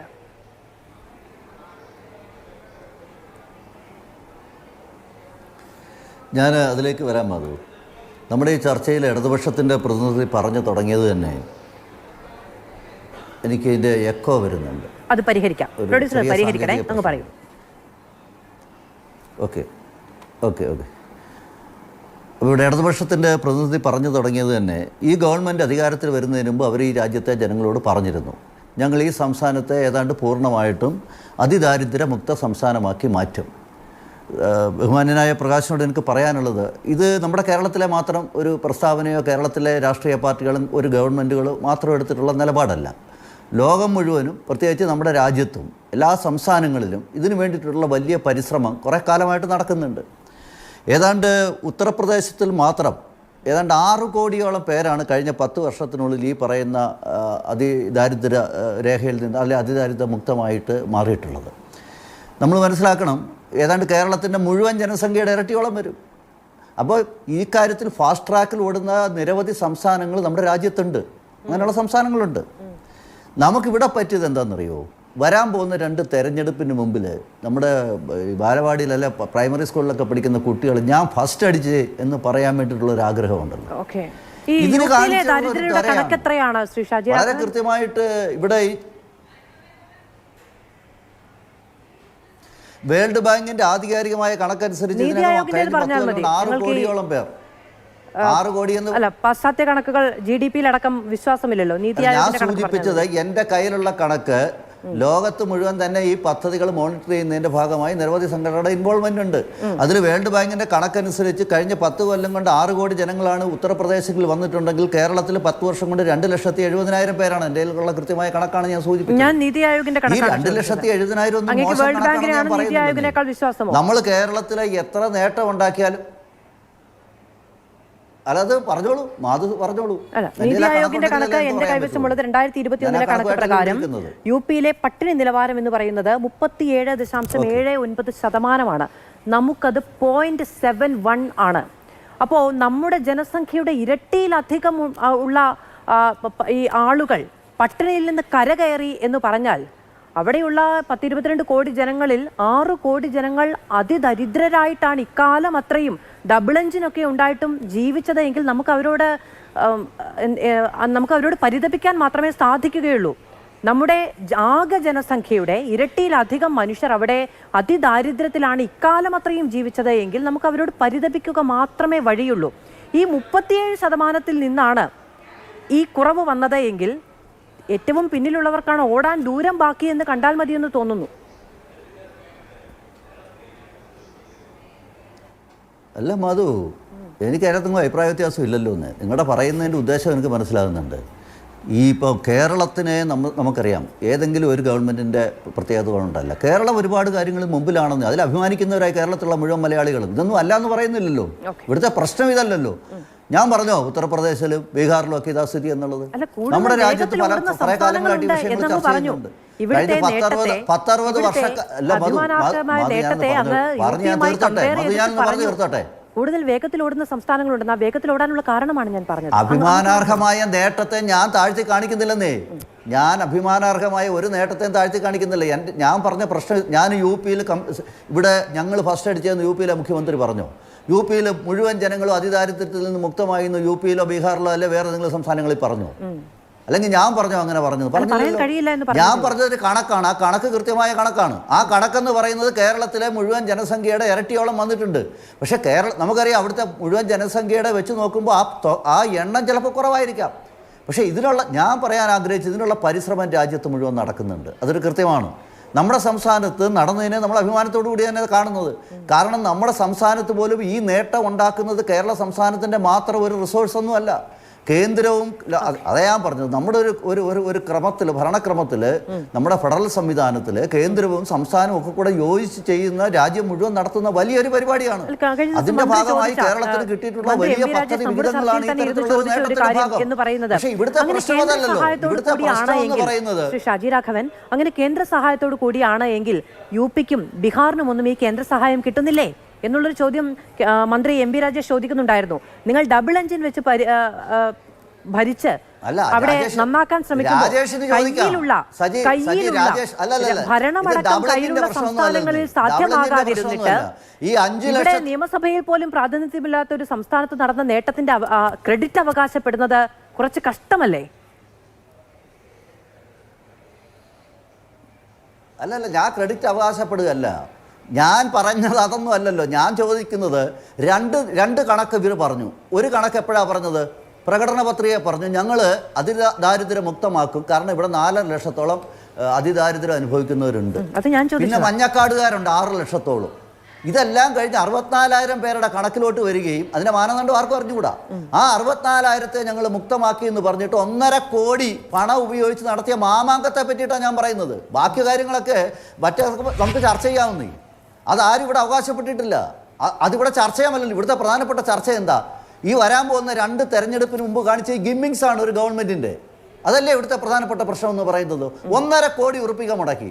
മുഖ്യമന്ത്രി പറഞ്ഞാൽ വിശ്വസിക്കില്ല എന്ന് തോന്നിയപ്പോൾ ഒരു സിനിമാ നടനെ അവിടെ കൊണ്ടുവരുന്നു. ഞാൻ ചോദിച്ചിട്ട് ഈ സംസ്ഥാനത്തെ സഹാക്കൾ ഉൾപ്പെടെ LDFിൻ്റെ പ്രവർത്തകർ ഉൾപ്പെടെ ആർക്കെങ്കിലും ബോധ്യം വന്നിട്ടുണ്ടോ ഈ സംസ്ഥാനം അതിദാരിദ്ര്യമുക്തമായി എന്നുള്ളത്? മാധു, ഞാനൊന്ന് ചോദിച്ചോട്ടെ, സാധാരണ നിലയ്ക്ക് ഒരു വികസന പ്രവർത്തനം അല്ലെങ്കിൽ ഇമാതിരിയോ ഉള്ള ചില പ്രഖ്യാപനങ്ങൾ വരുമ്പോൾ ഇത് സാമാന്യ ജനങ്ങൾക്ക് അവരുടെ അനുഭവഭേദ്യമാകണ്ടേ ഈ കാര്യങ്ങളൊക്കെ തന്നെ? നിങ്ങളൊരു വലിയ മാമാങ്കം നടത്തി ഒരു സിനിമാ നടനെ കൊണ്ട് ഇത് പ്രഖ്യാപിച്ചു കഴിഞ്ഞാൽ ഈ കാര്യം നടക്കുമോ? എനിക്കും നിങ്ങൾക്ക് ബോധ്യം വരണം. നമ്മളൊക്കെ ഈ സമൂഹത്തിൽ ജീവിക്കുക. ഈ ബോധ്യം ഈ നാട്ടിലെ LDF പ്രവർത്തകർക്ക് പോലും ഉണ്ടെന്ന് എനിക്ക് തോന്നുന്നില്ല. ഞാൻ ഒരു കണക്ക് ഞാൻ പറയാം. ഈ പറയുന്ന 64,000 6,400 പേര് മാത്രമാണ് ഈ ആദിവാസി വിഭാഗത്തിൽ പെടുന്നത്. കേരളത്തിലെ ആദിവാസി വിഭാഗത്തിലെ 42% ആൾക്കാർ വരുന്നത് വയനാട്ടിൽ നിന്നാണ്. ബാക്കി നമുക്കറിയാം ഇടുക്കിയിലും പാലക്കാട് അട്ടപ്പാടിയിലും ഒക്കെ ഉണ്ട് ഇവർ. ഇതിൽ 6,400 പേരെ ഈ കണക്കിൽ പെട്ടിട്ടുള്ളൂ. ഇതെന്ത് കണക്കാവുള്ളത്? ഇവിടെ വളരെ ആധികാരികമായിട്ട് പറയുന്നത് കേട്ടു ഇടതുപക്ഷത്തിൻ്റെ പ്രതിനിധി ലക്ഷക്കണക്കിന് വോളണ്ടിയർമാരെ ഇറക്കി ഇവർ ചെയ്തു എന്നുള്ളത്. ഞാൻ ഉറച്ചു വിശ്വസിക്കുന്നു എൻ്റെ കൂടെ വരുമെന്ന്. നിങ്ങളുടെ ചാനൽ ഉൾപ്പെടെ സമീപകാലത്ത് കേരളത്തിലെ മാധ്യമ പ്രവർത്തകർ എത്ര സംഭവങ്ങൾ ഈ ആദിവാസി ഊരുകളിൽ അവരനുഭവിക്കുന്ന ദാരിദ്ര്യത്തിൻ്റെയും പട്ടിണിയുടെയും ഒരു ആശുപത്രി പോകാൻ വേണ്ടിയിട്ട് അവരനുഭവിക്കുന്ന ബുദ്ധിമുട്ട് ഇതൊക്കെ നിങ്ങളുടെ ചാനലിൽ തന്നെ എത്ര വട്ടം നമ്മൾ റിപ്പോർട്ട് ചെയ്തിട്ടുണ്ട്. അതുകൊണ്ട് ഞാൻ പറയുന്നത് അനുഭവവേദ്യമാകണമെന്നേ വികസനം എന്ന് പറയുന്നത്. നിങ്ങൾ ദാരിദ്ര്യമുക്തമായി എന്ന് തിരുവനന്തപുരത്ത് വലിയ ഓണാഘോഷം നടത്തുന്ന രീതിയിൽ നമ്മളൊന്ന് ആലോചിച്ച്, ഓണാഘോഷത്തിന്റെ രീതിയിലല്ലേ ഇവർ പ്രഖ്യാപനം നടത്താൻ വേണ്ടി സിനിമാ ഞാൻ ഉറച്ചു വിശ്വസിക്കുന്നു, ഈ കേരളത്തിലെ സാധാരണക്കാരായ ജനങ്ങളോ LDFന്റെ പ്രവർത്തകർ ഉൾപ്പെടെ ഈ പ്രഖ്യാപനത്തോട് ചേർന്നിട്ടില്ല. പ്രത്യേകിച്ച് 1.5 കോടി രൂപ എന്ന് പറഞ്ഞിട്ടുണ്ടെങ്കിൽ ലൈഫ് പദ്ധതി പ്രകാരമൊക്കെയാണ് എങ്കിൽ ഏതാണ്ട് 10-30 വീടുകൾക്ക് ഉള്ള പണം 4 ലക്ഷം രൂപ വെച്ചാണെങ്കിൽ കൊടുക്കേണ്ടതാണ്. അത്രയും പണം ചെലവഴിച്ചുള്ള പ്രഖ്യാപനത്തിൽ ആവശ്യമുണ്ടായിരുന്നു. നിയമസഭയിൽ പ്രഖ്യാപിച്ചതല്ലേ തുടങ്ങിയ വിമർശനങ്ങളാണ് അതുമായി ബന്ധപ്പെട്ട് രാഷ്ട്രീയമായി വരുന്നത്. ശരി ശരി ശ്രീ ഷാജി യാതൊരു തരത്തിലുള്ള വസ്തുതയുമില്ല എന്നുള്ളതാണ് യാഥാർത്ഥ്യം. ശരി ശ്രീ BA പ്രകാശ്, ഇപ്പോൾ അങ്ങ് തന്നെ നേരത്തെ പറഞ്ഞു APL BPL എന്നുള്ളതായിരുന്നു പൊതു മാനദണ്ഡം എന്ന് പറയുന്നത്.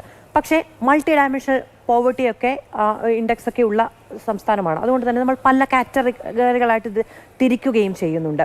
അപ്പോൾ ഇപ്പോൾ വന്നിരിക്കുന്ന ഈ പ്രഖ്യാപനം ഏതെങ്കിലും തരത്തിൽ അതിദരിദ്രരെ ലക്ഷ്യം വെച്ച് സംസ്ഥാനവും കേന്ദ്രവും നടപ്പിലാക്കി വന്ന, ഇതിപ്പോൾ ഈ 1.5 കോടിയുടെ ചെലവഴിച്ച കണക്ക് പറയുമ്പോൾ തന്നെ അതിൻ്റെ ഫണ്ട് എന്ന് പറയുന്നത് എക്സ്ട്രീം പോവർട്ടി ഇറാഡിക്കേഷന് വേണ്ടി സംസ്ഥാനം മാറ്റിവെക്കുന്ന തുകയാണ്. അപ്പോൾ ഇവിടെ ഇനി ഇല്ല എന്ന് പറയുമ്പോൾ ആ ഫണ്ട് നമ്മൾ എന്ത് ചെയ്യും? കേന്ദ്രത്തിന്റെ ഫണ്ടിൽ മാറ്റം വരുമോ? സംസ്ഥാനം ഇനി അതിൽ ചെലവാക്കേണ്ടതില്ല. പക്ഷേ തുടർ പ്രക്രിയയാണെന്ന് സംസ്ഥാനം പറയുന്നുണ്ട്. അല്ല, ഇവിടെ തന്നെ 2 പൊസിഷനാണല്ലോ കാണുന്നത്. അതായത് പ്ലാനിംഗ് ബോർഡ് ഒഫീഷ്യലായിട്ട് പ്രസിദ്ധീകരിച്ചിരിക്കുന്ന രേഖ അനുസരിച്ച് ഏതാണ്ട് ഞാൻ പറഞ്ഞല്ലോ 5.92 ലക്ഷം കുടുംബങ്ങൾ ഈ ഇവർ പറയുന്ന പിന്നീട് അന്ത്യോദയ അന്നയോജന വരുന്നു. അന്നയോജന ഡിഫൈൻ ചെയ്തിരിക്കണമെന്ന് പറഞ്ഞാൽ പൂറസ്റ്റ് പൂറാണ്. അപ്പോൾ അതങ്ങനെ നിൽക്കുന്നു. അവരതിലൊരു മാറ്റം വരുത്തിയിട്ടില്ലല്ലോ, ആ കണക്കിൽ മാറ്റം വരുത്തിയിട്ടില്ലല്ലോ. അവർ വർഷം തോറും ഇത് ഇവാലുവേറ്റ് ചെയ്തിട്ട് ഓരോ തരത്തിൽ മാറ്റം. അപ്പോൾ നമ്മൾ ഈ കണക്കെടുത്താൽ, ഈ സർക്കാരിൻ്റെ ഈ കണക്കെടുത്തു കഴിഞ്ഞാൽ കേരളത്തിൽ എത്രത്തോളം പേര് ഈ പൂറസ്റ്റ് ഓഫ് പൂറുണ്ട്, ഇത്രയുണ്ട്. അതാ ഞാൻ പറഞ്ഞു 5.92 ലക്ഷം എന്ന് പറഞ്ഞു കഴിഞ്ഞാൽ ഒരു കുടുംബത്തിൽ ഒരു റേഷൻ കാർഡിൽ 4 ആളെന്ന് പറഞ്ഞു കഴിഞ്ഞാൽ അത് ഏതാണ്ട് 23-24 ലക്ഷം പേരോളം നമ്മൾ ഈ ഡെഫിനിഷൻ വെച്ചാൽ നമ്മുടെ നാട്ടിലുണ്ട്. അത് നമ്മൾ അംഗീകരിക്കണം. ശ്രീ BA പ്രകാശ്, ഇപ്പോൾ അതിദരിദ്രരെ നിർവചിക്കുന്നതിന് വേണ്ടി ദേശീയ തലത്തിൽ ഇത്തരം ഒരു മാനദണ്ഡം നിൽക്കുമ്പോൾ സംസ്ഥാനത്തിന് മാത്രമായി മറ്റൊരു മാനദണ്ഡം സ്വീകരിക്കാൻ കഴിയുമോ? അല്ലല്ല, സംസ്ഥാനത്തിൻ്റെ താല്പര്യം അനുസരിച്ച് ഇതിലുള്ള അങ്ങേറ്റം ഇപ്പോൾ ഈ കാറ്റഗറിയിലുള്ള അല്ലെങ്കിൽ കിടപ്പ് രോഗികളാണ്, അല്ലെങ്കിൽ ഒരു തരത്തിൽ എണീറ്റ് നടക്കാൻ കഴിയാത്ത ആളുകളാണ്, അങ്ങനെയൊക്കെയുള്ള കുറേ ആളുകളെ പറ്റി അവരൊരു കണക്കെടുത്തിട്ട് അതങ്ങോട്ട് മാറി. പക്ഷെ അത് പറയുമ്പോൾ തന്നെ ഈ അതിദാരിദ്ര്യം ഇല്ല എന്ന് നമുക്ക് പറയുന്നതിനോടാണ് നമുക്ക് ഒരു വിയോജിപ്പുള്ളത്. അതായത് ഇത്രയും ആളുകളിൽ ഞാനീ പറഞ്ഞ ഏതാണ്ട് 24 ലക്ഷം പേര് നമ്മളിപ്പോൾ സർക്കാരിൻ്റെ കണക്കനുസരിച്ച് നമ്മൾ അതിദാരിദ്ര്യം ഒന്ന് ഡിഫൈൻ ചെയ്ത് പബ്ലിഷ് ചെയ്തിരിക്കുന്നു. അത് ഇന്നും ഇന്നലെ അല്ല, ഇപ്പോൾ പബ്ലിഷ് ചെയ്തിരിക്കുന്നു. എന്നിട്ട് നമ്മൾ പറയുന്നു ഇവിടെ ആ പടം ഇപ്പോൾ 64,000 പേരാണ് അതിദാരിദ്ര്യം എന്നൊക്കെ പറയണതിൽ എന്താ അർത്ഥം? അത് ഈ കാറ്റഗറിയിലുള്ള ഒരു എക്സ്ട്രീം കാറ്റഗറി കുറേ ആളുകൾ, അവർക്ക് കുറേ സഹായം കൊടുക്കട്ടെ, അവർ നന്നാക്കട്ടെ, അതിലൊന്നും ഒരു തടസ്സമില്ല. പക്ഷേ അതിൻ്റെ പേരിൽ ഇവിടെ അതിദാരിദ്ര്യം ഇല്ലാതായി എന്നൊക്കെ പറയുന്നതാണ് നമുക്ക് സാമാന്യ ബുദ്ധിക്ക് നിരക്കാത്ത, അല്ലെങ്കിൽ നമ്മൾ ഫാക്ച്വലായിട്ട് നമുക്ക് യോജിക്കാൻ കഴിയാത്ത ഒരു കാര്യം. ഓക്കെ, ഒറ്റ കാര്യം കൂടി ഞാൻ കൂടി ചോദിച്ചു. ഇപ്പം നമ്മൾ നേരത്തെ നീതി ആയോഗിൻ്റെ കണക്കും അവരുടെ പട്ടികയും ഒക്കെയാണ് ആധികാരികമായി എടുത്തത്. 2021 കണക്കനുസരിച്ച് തന്നെ നമുക്ക് 1% താഴെ നീതി ആയോഗിൻ്റെ അങ്ങനെ കാണാം. അവരൊരു ആളിൻ്റെ ലെവലിലുള്ള ഒരു എസ്റ്റിമേറ്റല്ലേ എടുത്തിട്ടുള്ളൂ. എന്തെങ്കിലും അവർ പുതിയൊരു ഇൻഡെക്സ് ഉണ്ടാക്കി ഇതാണെന്ന് പറയുന്നത്. അല്ല, നീതി ആയോഗ് ഇന്നതാണ് ഒരു മാനദണ്ഡം, അതനുസരിച്ച് നിങ്ങൾ പോകണമെന്നങ്ങനെ പറയുന്നത്. നമ്മൾ കഴിഞ്ഞ ദിവസം കേട്ട ഒരു വാദം എന്ന് പറയുന്നത്, നമ്മൾ 100% സാക്ഷരത, സമ്പൂർണ്ണ സാക്ഷരത പ്രഖ്യാപിക്കുമ്പോൾ 100% എന്നല്ലല്ലോ പറയുക. 1% താഴെ മാത്രം ദരിദ്രരുള്ള സംസ്ഥാനം എന്ന നിലയ്ക്ക് നമുക്കത് അവകാശപ്പെടുന്നതിൽ ധാർമ്മികമായ പ്രശ്നമൊന്നുമില്ലല്ലോ. ശരി, അതായത് നീതി ആയോഗ് ഇപ്പോൾ മൾട്ടി ഡയമെൻഷണൽ പാവർട്ടി എന്നോ അല്ലെങ്കിൽ പുതിയൊരു കോൺസെപ്റ്റ് ഉണ്ടാക്കി അതനുസരിച്ച് അതെല്ലാം വെച്ചാൽ എത്രത്തോളം ഇങ്ങനെ കുറയും കൂടുമെന്നൊക്കെ പറയും. പക്ഷേ അത് നമ്മുടെ പിന്നിലുള്ള കണക്കെന്താണ്? ഈ പ്ലാനിംഗ് ബോർഡിൻ്റെ കണക്കാണ്. ഇതിൽ മാറ്റം വന്നില്ലല്ലോ. അപ്പോൾ അവർ ഫുഡ് സെക്യൂരിറ്റി ആക്ട് അനുസരിച്ചുള്ള രീതിയിൽ അവർ കണക്കാക്കി ഇത് ഇത്രയും പറഞ്ഞിരിക്കുന്നു എന്ന് പറയുമ്പോൾ 24 ലക്ഷം പേര് ഈ കണക്കനുസരിച്ച് നമ്മൾ ദാരിദ്ര്യരേഖ താരെയാണ്, അല്ലെങ്കിൽ ഏറ്റവും ഈ അക്യൂട്ട് പോവർട്ടിയിലുള്ളതാണ്. അത് സർക്കാർ ഇത് പറയുന്നു. ഒരു പക്ഷേ ഈ നമ്മുടെ പിന്നീട് ലോക്കൽ അഡ്മിനിസ്ട്രേഷൻ ഡിപ്പാർട്ട്മെൻറ്റിലുള്ളവരോ ബാക്കിയുള്ളവരോ ഇത് കണ്ടിട്ടില്ല, അവർക്ക് ഇതിനെപ്പറ്റി ധാരണ ഇല്ലാത്തതുകൊണ്ടാണ്. ഇത് വായിച്ചോ അവർ? വായിച്ചിട്ടുണ്ടെങ്കിൽ അവരിത് പറയൂ. ഓക്കെ, ശ്രീ D സുരേഷ് കുമാർ, ഇപ്പോൾ നേരത്തെ പറഞ്ഞല്ലോ നമ്മൾ ഈ ഇത്രയധികം പണം ചെലവാക്കിയതും മറ്റുമൊക്കെ എക്സ്ട്രീം പോവർട്ടി ഇറാഡിക്കേഷന് വേണ്ടി സംസ്ഥാനം മാറ്റിവെച്ചിരിക്കുന്ന ഫണ്ടിൽ നിന്ന് എടുത്തുകൊണ്ടാണ്. നമുക്കിവിടെ ഇനി എക്സ്ട്രീം പോവർട്ടി ഇല്ല എന്ന് നമ്മൾ പ്രഖ്യാപിച്ച നിലയ്ക്ക് ഇനി ഈ പറയുന്ന പോവർട്ടി ഇറാഡിക്കേഷന് വേണ്ടി നമ്മൾ ഇതുവരെ സ്വീകരിച്ചിരുന്ന സമീപനത്തിൽ മാറ്റം വരുമോ എന്നുള്ളതാണ്. മാധു, എനിക്ക് ഈ മൂന്നാളുകൾക്കും മറുപടി പറയുന്നതിനുള്ള ഒരല്പ സമയം കൂടുതൽ അനുവദിക്കണം എന്ന് ഞാൻ പറയുകയാണ്. ഒന്നാമത്തെ കാര്യം, ഈ കാര്യങ്ങളെ സംബന്ധിച്ച് മുഖ്യമന്ത്രിയുടെ പ്രസംഗവും ബഹുമാനപ്പെട്ട ചീഫ് സെക്രട്ടറിയുടെ സ്വാഗത പ്രസംഗവുമൊക്കെ കേട്ടിട്ടും ഈ അന്ധമായ ഞാൻ നിൽക്കുന്നത് ചുറ്റും ഇവിടെ ഈ സമൂഹത്തെ മൊത്തം ഇരുട്ടിലാക്കുന്നതിന് വേണ്ടിയിട്ടുള്ള ബോധപൂർവമായ ശ്രമമാണ് പ്രകാശ് സാർ ഉൾപ്പെടെയുള്ള ആളുകൾ നടത്തിക്കൊണ്ടിരിക്കുന്നത്. അല്ലല്ല, ഇടക്കേറി ഇല്ലല്ല, എനിക്ക് താങ്കൾ സംസാരിച്ചപ്പോഴും എനിക്ക് ഇടക്കേറി പറയാമായിരുന്നു. ഞാൻ ചെയ്തില്ല. താങ്കളൊരു ഇതെന്താ ഇങ്ങനെ പറയരുത്. ഒറ്റ കാര്യം കൃത്യമായി ഇതിനൊരു മാനദണ്ഡം നിശ്ചയിച്ചുകൊണ്ട് ഒരു റെഡ് കോഡും ഓറഞ്ച് കോഡും നിശ്ചയിച്ച് അതിതീവ്ര ഘടകങ്ങളും ക്ലേശ ഘടകങ്ങളും ഒക്കെ നിശ്ചയിച്ചാണ് ഈ പറയുന്ന എണ്ണത്തിൽ നിന്നും 64,006 എന്ന എണ്ണത്തിലേക്ക് കൃത്യമായി എത്തിച്ചേർന്നത്. അത് മനസ്സിലാക്കാതെ സമൂഹത്തെ തെറ്റിദ്ധരിപ്പിക്കുന്ന നിലയിൽ തുടർച്ചയായി പറഞ്ഞുകൊണ്ടിരിക്കുന്നു ഈ എണ്ണമല്ല. അതിനകത്ത് വളരെ കൃത്യമായി ഈ പ്രസംഗത്തിനകത്ത് പറഞ്ഞു, നമ്മൾ പിന്നിട്ടിരിക്കുന്നത് ഒരു നാഴികക്കല്ലാണ്, മൈൽ സ്റ്റോണാണ് പിന്നിട്ടിരിക്കുന്നത്, ഫിനിഷിംഗ് പോയിന്റിലേക്ക് നമുക്ക് എത്തിച്ചേരേണ്ടതായിട്ടുണ്ട് എന്ന് പറഞ്ഞാൽ അതിൻ്റെ അർത്ഥം എന്താണ്? ഇപ്പോൾ മാധ്യമപ്രവർത്തകരും ഈ മേഖലയിൽ നിൽക്കുന്ന ആളുകളുമൊക്കെ അടിക്കടി ചൂണ്ടിക്കാണിച്ചെന്നിരിക്കും ഇനിയും ഈ മേഖലയിൽ ഒരു ദരിദ്രനായിട്ടുള്ള ആള് അതിദരിദ്രനായി മാറാൻ അധിക സമയം വേണ്ട കേരളത്തിൽ. അതുകൊണ്ട് തന്നെ അത് ഏത് മനുഷ്യ ജീവിതത്തിലും ഉണ്ടാകുന്നതാണ്. അതുകൊണ്ട് തന്നെ ഈ പ്രോസസ്സ് ഒറ്റ നിമിഷം കൊണ്ട് അവസാനിക്കുന്നതല്ല. ഇത് തുടർച്ചയായി വരാനുള്ള സാധ്യതയുണ്ട്. ചൂണ്ടിക്കാണിക്കപ്പെടുമ്പോൾ അത് കൃത്യമായി തിരുത്താനുള്ള സന്നദ്ധതയും ഏത് സർക്കാരായിരുന്നാലും ശരി കൃത്യമായി നിറവേറ്റുക. ഇവിടുത്തെ പ്രശ്നം എന്താണ്? ഇങ്ങനെ ഒരു സംഭവമേ നടന്നിട്ടില്ല എന്നുള്ള നിലയിൽ അടച്ചാക്ഷേപിക്കുകയാണ്. അതാണ് ഇവിടുത്തെ ചർച്ച ചെയ്യേണ്ടുന്ന ഏറ്റവും പ്രധാനപ്പെട്ട വിഷയം. ഇവിടെ പ്രളയത്തിൽ നമ്മൾ തീവ്രമായ നിലയിലേക്ക് പോയി. ആ സമയത്ത് എന്താ സംഭവിച്ചത്? തന്ന അരിയുടെ വിഹിതം കണക്ക് പറഞ്ഞ് വാങ്ങുകയാണ്. ഒരു പ്രതിഷേധ ശബ്ദം ഉണ്ടായിട്ടുണ്ടോ? ഹെലികോപ്റ്റർ വാടക കൃത്യമായി വാങ്ങാൻ വേണ്ടി തീരുമാനമെടുക്കുകയാണ്.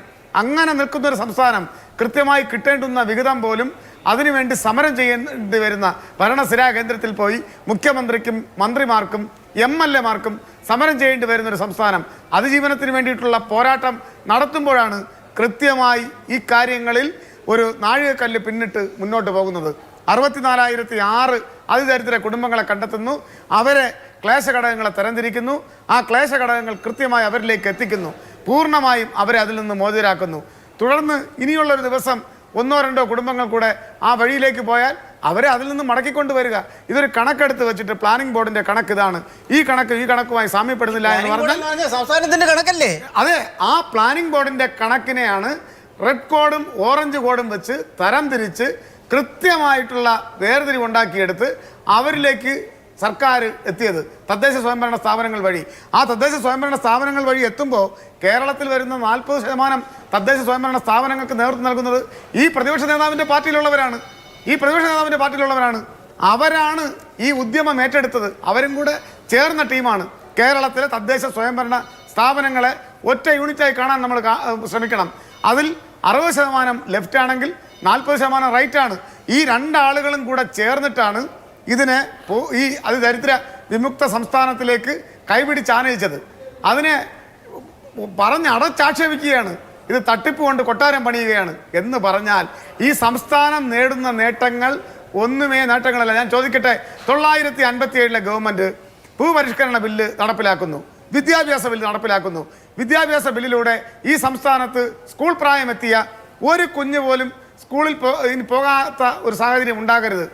അങ്ങനെ ഉണ്ടാകുമ്പോൾ ഈ കാലയളവിൽ അങ്ങനെ ഉണ്ടാകുന്നുണ്ടോ? നമ്മുടെ ആരുടെയും ശ്രദ്ധയിൽപ്പെട്ട് കഴിഞ്ഞാൽ എന്ത് ഇൻഫ്രാസ്ട്രക്ചറിൻ്റെ കുറവ് കൊണ്ടാണ് ആ കുഞ്ഞ് സ്കൂളിലേക്ക് പോയില്ല എന്ന് സമൂഹം അന്വേഷിക്കുന്ന നിലയിലേക്ക് കാര്യങ്ങൾ എത്തപ്പെട്ടു. ഇതൊരു ദിനം കൊണ്ടുണ്ടായതല്ല. ഒരു കാര്യം ചോദിക്കട്ടെ, ഇപ്പോൾ അത് അങ്ങ് ആ കാര്യം ചോദിച്ചുകൊണ്ട് ഞാൻ പറയാണ്, ഈ ആദ്യ കമ്മ്യൂണിസ്റ്റ് സർക്കാർ മുതൽ ഇങ്ങോട്ട് സ്വീകരിച്ച നിലപാടുകളെ കുറിച്ച് അങ്ങ് പറയുകയാണ്. വിദ്യാഭ്യാസ അവകാശം അടക്കമുള്ള കാര്യങ്ങൾ 5583 കുഞ്ഞുങ്ങളുടെ വിദ്യാഭ്യാസം ഏറ്റെടുത്തു എന്നാണ് ഇപ്പോൾ ഈ അതിദാരിദ്ര്യ നിർമ്മാർജ്ജനത്തിന്റെ ഭാഗമായി സർക്കാർ ചെയ്തു എന്ന് പറയുന്നത്. ഞങ്ങൾ 5 വർഷം ഭരിക്കുമ്പോൾ നാട് വികസനത്തിൽ പോകും, പിന്നീട് 5 വർഷം വരുമ്പോൾ അത് താഴ്ന്നു പോകും എന്നാണ് പറയുന്നത്. ഈ മാറി മാറി കിട്ടിയ 5 വർഷത്തിനിടയിൽ ഇപ്പോഴും 5583 കുഞ്ഞുങ്ങൾക്ക് വിദ്യാഭ്യാസ പ്രക്രിയയിൽ പ്രശ്നം നേരിടുന്ന ആളുകൾ ഇവിടെ ഉണ്ടായിരുന്നുവെങ്കിൽ അതിൻ്റെ നാണക്കേടും അല്ലെങ്കിൽ അതിൻ്റെ ഉത്തരവാദിത്വവും പ്രതിപക്ഷത്തിനൊപ്പം പങ്കുവെക്കുമോ? അതോ ആ പ്രശ്നം മാത്രം പ്രതിപക്ഷം ഭരിച്ച 5 വർഷക്കാലം ഉണ്ടായതാണോ? അതാണ് സൂചിപ്പിച്ചത്. ഈ ഉപക്ലേശ ഘടകങ്ങളിലൂടെ ഇത്തരം ചെറിയ കാര്യങ്ങൾ കണ്ടെത്തിയിട്ടുണ്ട്. അവരിപ്പോൾ ഞാൻ ചോദിക്കട്ടെ, ഒരു മറുചോദ്യം ഞാൻ ചോദിക്കുകയാണ്. 957 ഗവൺമെൻറ് ഭൂപരിഷ്കരണ ബില്ല് നടപ്പിലാക്കി. വിദ്യാഭ്യാസ ബിൽ നടപ്പിലാക്കി. പിന്നീട് വന്ന സർക്കാർ സമ്പൂർണ്ണ സാക്ഷരതാ യജ്ഞം നടത്തി, ജനകീയ ആസൂത്രണം നടത്തി. ഇന്നിപ്പോൾ അതിദരിദ്ര സർവേ സമ്പൂർണ്ണമായി നടപ്പിലാക്കുന്നു. ഈ രൂപത്തിലേക്ക് കേരളത്തിന് നാഴികക്കല്ലായിട്ടുള്ള ഇത്തരത്തിലുള്ള ഏറ്റവും വിപ്ലവകരമായിട്ടുള്ള വികസന പ്രവർത്തനം സാധ്യമാക്കിയത് ആര്? അതാണ് ചോദ്യം. അവിടെ സമ്പൂർണ്ണമായിട്ടുണ്ടോ? ഇനിയും അക്ഷരം വായിക്കാൻ അറിഞ്ഞുകൂടാത്തവരില്ലേ? സ്കൂളിൽ ഏതെങ്കിലും കുഞ്ഞു സ്കൂളിലേക്ക് പോകാതിരിക്കുന്നുണ്ടോ? ബാലവേല നടപ്പിലാകുന്നുണ്ടോ? ഇനിയും കിടപ്പാടമില്ലാത്തവരുണ്ടോ? വീട് 5 ലക്ഷം വീട്, ലൈഫ് ഭവന പദ്ധതി 4 മിഷൻ ഇവിടെ സ്ഥാപിച്ചു. 4 മിഷൻ കഴിഞ്ഞ 1ാം പിണറായി സർക്കാർ. ഹരിത കേരളം, ലൈഫ്, ആർദ്രം, അതുപോലെ തന്നെ 4 മിഷൻ ഇവിടെ. ആർദ്രം, ലൈഫ്, ഹരിത കേരളം, ഇങ്ങനെ 4 മിഷൻ സ്ഥാപിച്ചുകൊണ്ട് മുന്നോട്ട് പോകുമ്പോൾ 5 ലക്ഷം വീടെന്ന ഉദ്യമം നമ്മൾ സാക്ഷാത്കരിക്കാൻ വേണ്ടി പോവുകയാണ്. അപ്പോൾ പറയാണ് 5 ലക്ഷമല്ല, ഇനിയും കൂടുതൽ വീടുകളുണ്ട്, ഉണ്ടാവും. ആ ഉണ്ടാവുന്ന വീടുകൾ കൂടെ ചെയ്തു കൊടുക്കാൻ മാറി മാറി വരുന്ന സർക്കാരുകൾക്കും 5 ലക്ഷം വീടല്ല, ഇനിയും കൂടുതൽ വീടുണ്ട് എന്നുള്ളതല്ല പ്രതിപക്ഷത്തിന്റെ ആരോപണം. അവിടെ അപേക്ഷ കിട്ടിയിരിക്കുന്നതിൽ 1.5 ലക്ഷം വീടുകൾ ഇനിയും കൊടുക്കാനുണ്ട് എന്ന് മന്ത്രി തന്നെ വ്യക്തമാക്കിയിട്ടുണ്ട്. അവർ പാർപ്പിട സൗകര്യം ഇല്ലാതിരിക്കുമ്പോൾ എങ്ങനെയാണ് അതിദരിദ്ര മുക്ത സംസ്ഥാനമാകുന്നത് എന്നുള്ളതായിരുന്നു പ്രതിപക്ഷ ചോദ്യം. ഞാൻ ആ ചോദ്യത്തെ വെക്കുകയല്ല ചെയ്തത്, ചോദ്യം എന്താണ് എന്ന് പറയുകയാണ് ചെയ്തത്.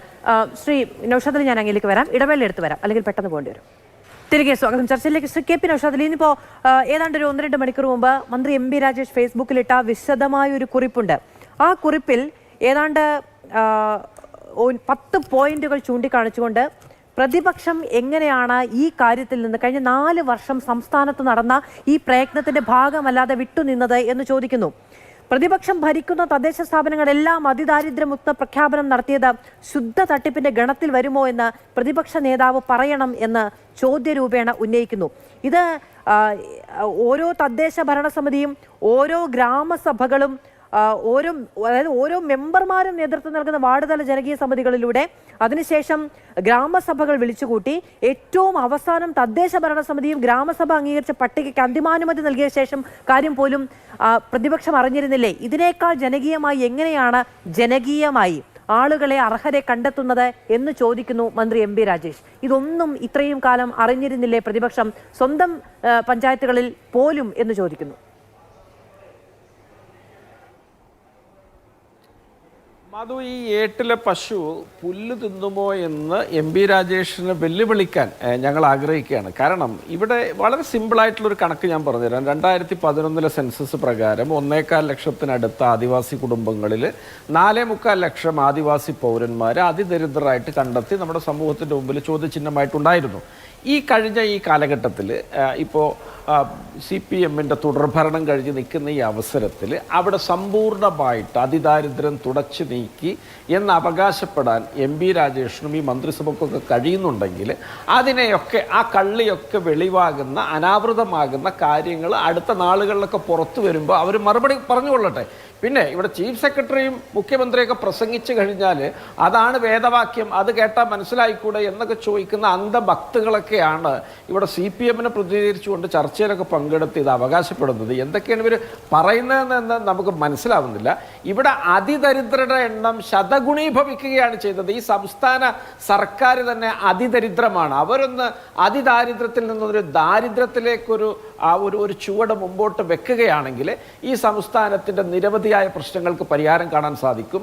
ഇവിടെ 45,000 കോടിയുടെ ധനക്കമ്മിയും 28,000 കോടിയുടെ റവന്യൂ കമ്മിയും ഉള്ള ഈ പല സാമ്പത്തിക ധനകാര്യ കമ്മീഷൻ, അത് 13, 14, 15 ഒക്കെ വളരെ വ്യക്തമായിട്ട് രോഗാതുരമായ സാമ്പത്തിക സ്ഥിതിയുള്ള സംസ്ഥാനമെന്ന് വിശേഷിപ്പിച്ച അറ്റോർണി ജനറലും അതുപോലെ തന്നെ ഹൈക്കോടതി, സുപ്രീം കോടതികളിലെ സത്യവാങ്മൂലവും മറ്റ് റിപ്പോർട്ടുകളിലുമൊക്കെ വലിയ പ്രതിസന്ധി ഉണ്ട് എന്ന് സ്വയം അവകാശപ്പെടുകയും ഈ സംസ്ഥാനത്തിന് സാമ്പത്തിക പരാധീനതകളുമായി ബന്ധപ്പെട്ട് അങ്ങ് നേരത്തെ വിമർശനം ഉന്നയിച്ചു. അതിലൊന്നും ഇവിടെ ആർക്കും തർക്കമില്ല, സംസ്ഥാനം തന്നെ പറഞ്ഞ കാര്യമാണ്. ശ്രീ കെ പി നൗഷാദ്, അല്ല ഞാൻ അങ്ങോട്ട് ചോദിച്ചത് എന്താണ് പ്രതിപക്ഷം ഈ പ്രോസസ് ഇത്രയും കാലം കണ്ടില്ലേ എന്നുള്ളതാണ്. അങ്ങ് ഏട്ടിലെ പശു പുല്ല് തിന്നുന്ന കാര്യം ചോദിച്ചു. ഇതാ ഇപ്പോ ഭരണപക്ഷം തിരിച്ചു ചോദിച്ചു, ചേരാനല്ലൂരിലെ പശു പുല്ല് തിന്നുമോ?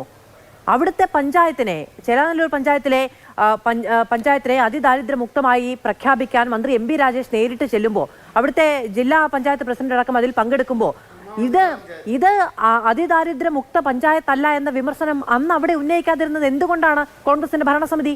അന്നവിടെ ഉന്നയിച്ചോ? ഇല്ല, നേരിട്ട് ക്ഷണിച്ചതിന് പ്രകാരം മന്ത്രി എം പി രാജേഷ് അവിടെ ചെന്ന് ആ പ്രഖ്യാപനം നടത്തുമ്പോൾ ഇതാ നോക്കൂ, ഇപ്പൊ സംസ്ഥാന വ്യാപകമായി പറയുന്ന പോലെയല്ല, എന്റെ പഞ്ചായത്തിൽ ഇത്ര ആളുകളുണ്ടെന്ന് വേണമെങ്കിൽ പേരും വീട്ടുപേരും അടക്കം പറയാൻ കഴിയുന്ന അവിടുത്തെ നിങ്ങളുടെ ജനപ്രതിനിധികൾ, നിങ്ങളുടെ പാർട്ടിയിൽപ്പെട്ട ജനപ്രതിനിധികൾ അന്ന് വിമർശനം ഉന്നയിച്ചോ? വാർത്താ സമ്മേളനം വിളിച്ചോ? ചെയ്തില്ല.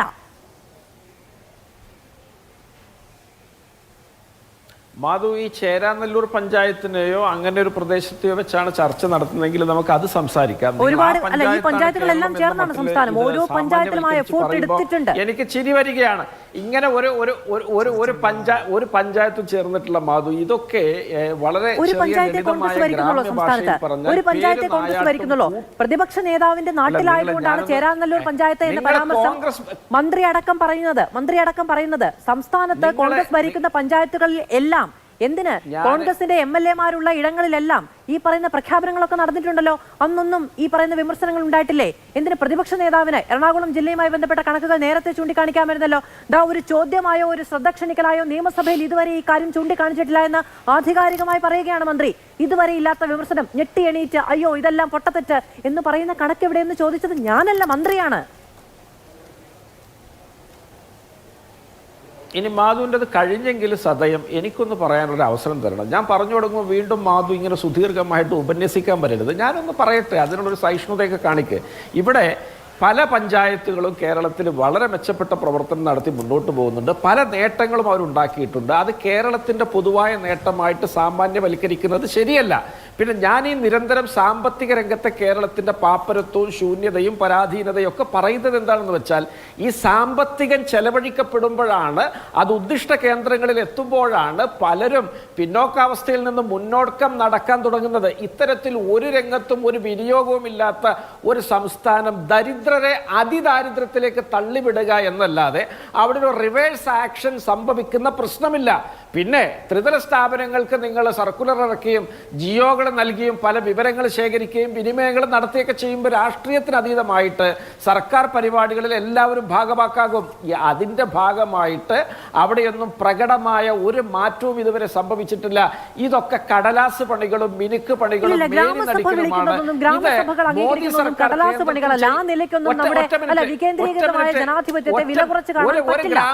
ഒരു ഗ്രാമസഭയും കൃത്യമായി ചേർന്നിട്ടില്ല. ഒരു ഗ്രാമസഭയും കൃത്യമായി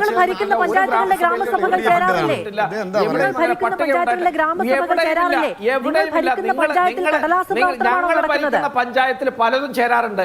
നിങ്ങൾ ഏകത, ഞങ്ങൾ ഭരിക്കുന്ന പഞ്ചായത്തിൽ ഗ്രാമസഭ ചേർന്നിട്ട് ഈ ഫോളോ അപ്പിന്റെ ഭാഗമായി നിന്ന് അവിടെയൊക്കെ അതിദാരിദ്ര്യം വിമുക്തി നേടിയതിന്റെ എന്ത് രേഖയും എന്ത് കണക്കുവോ നിങ്ങളുടെ കയ്യിലുള്ളത്? നിങ്ങളുടെ പഞ്ചായത്തിൽ നിങ്ങളുടെ പഞ്ചായത്ത് എന്താണ് ചെയ്യേണ്ടത്? ഈ പഞ്ചായത്തുകളെ ദാരിദ്ര്യമുക്തമായി പ്രഖ്യാപിക്കുന്ന സമയത്ത് നിങ്ങൾ എന്തുകൊണ്ട് പ്രതിഷേധിച്ചില്ല? ഇവിടെ കടലാസിൽ മാത്രമാണ് ഈ പണികൾ നടന്നത്, മറ്റൊന്നും ചെയ്തിട്ടില്ല. ഇവിടെ ഈ പ്രഖ്യാപനം നടത്താൻ കഴിയില്ല എന്ന് മന്ത്രിമാരടക്കം വരുമ്പോൾ നിങ്ങൾ പ്രതിഷേധിക്കാത്തത് എന്താണ്? അല്ല, ഞാൻ പറയട്ടെ മാധു, ഞങ്ങളുടെ പ്രതിഷേധമാണല്ലോ ഈ കേരളം മുഴുവൻ കണ്ടുകൊണ്ടിരിക്കുന്നത്.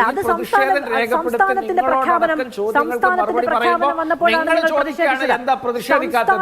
നിങ്ങൾ എന്തൊക്കെ മണ്ടത്തരം പറയുന്നത് എനിക്കറിയില്ല മാധു.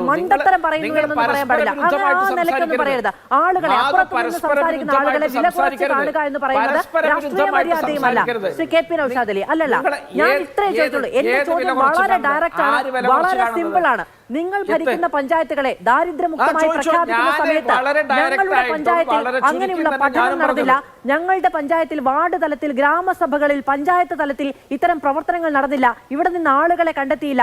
ഇവിടെ ഇനിയും സഹായം ആവശ്യമുള്ളവരുണ്ട്, അതുകൊണ്ട് ഈ പ്രഖ്യാപനം നടത്താൻ കഴിയില്ല എന്ന് പ്രഖ്യാപിച്ച പഞ്ചായത്തുകളുടെ പട്ടിക നിങ്ങളുടെ കയ്യിലുണ്ടോ? ഞാൻ തരാം മാധു, ഞാൻ തരാം. ഞങ്ങളുടെ പഞ്ചായത്തുകളെ പ്രതിനിധീകരിച്ചും ഞങ്ങൾ ഭരിക്കുന്ന ത്രിതല സ്ഥാപനങ്ങളുടെ പ്രതിനിധീകരിച്ചുമാണ് പ്രതിപക്ഷ നേതാവും KPC പ്രസിഡന്റും കുഞ്ഞാലിക്കുട്ടി സാഹിബും ഒക്കെ അടക്കമുള്ള UDF നേതൃത്വം ഇതിനെതിരെ രംഗത്ത് വരുന്നത്.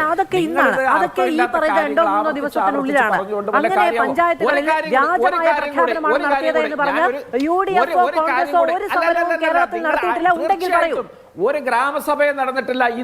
ഇതുമായി ബന്ധപ്പെട്ട ഒരു കടലാസ് നടക്കാതെ നിങ്ങളുടെ പഞ്ചായത്തുകളിൽ വ്യാജമായി പ്രഖ്യാപനം നടത്തുക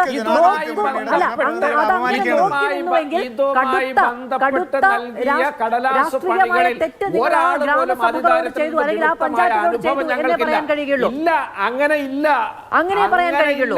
ഇല്ല, അങ്ങനെ പറയാൻ കഴിയുള്ളൂ. ഒരു പഞ്ചായത്തിലും ഒരാൾ പോലും അധികാരത്തിൽ നിന്ന് വിമുക്തമായതിന്റെ ഒരു തെളിവും ഞങ്ങൾക്ക് മുമ്പിൽ ലഭ്യമല്ല. ഞങ്ങളുടെ ഒരു പഞ്ചായത്തിലും ഇപ്പോഴല്ല പറയേണ്ടത്, അത് ഇപ്പോഴല്ല പറയേണ്ടത്. ഓരോ പഞ്ചായത്തുകളും അതിദാരിദ്ര്യമുക്തമാണ് എന്ന് പ്രഖ്യാപിച്ചപ്പോൾ, ഔദ്യോഗികമായി പ്രഖ്യാപിച്ചപ്പോൾ കോൺഗ്രസിന്റെ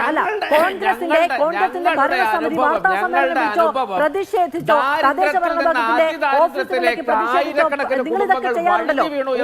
ഒരു വാക്കുകൊണ്ട് എതിർത്തിട്ടില്ല, ഒരു വാക്കുകൊണ്ട് എതിർത്തിട്ടില്ല.